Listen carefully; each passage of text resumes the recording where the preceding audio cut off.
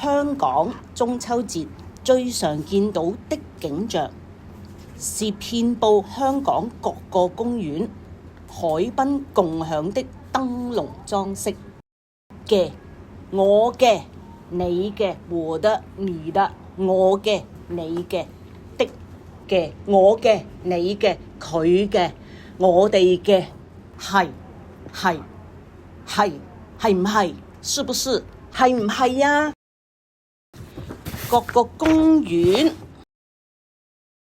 海濱共享的燈籠裝飾，包括尖沙咀海濱、利東街等處，其中不少燈籠配備 LED 燈等現代科技，不是燈，是燈熄燈科技，現代科技。你隨時可以見到一場燈光秀，show show 燈光 show。維多利亞公園、維園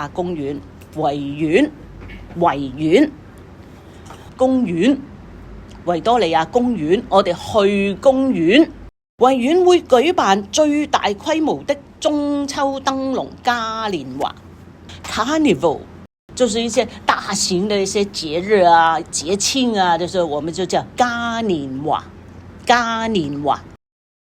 香港另一獨特的中秋節慶活動，就是被列入國家級非物質文化遺產名錄的大坑舞火龍，列入國家級非物質文化遺產名錄，插上12000支線香的巨型火龍線香，穿梭於大坑的大街小巷。中秋節必不可少的就是月餅。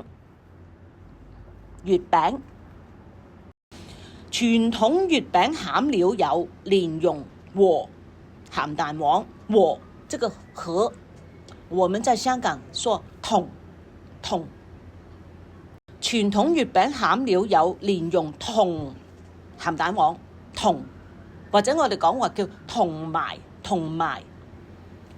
我同埋各位同學，我和各位同學同埋。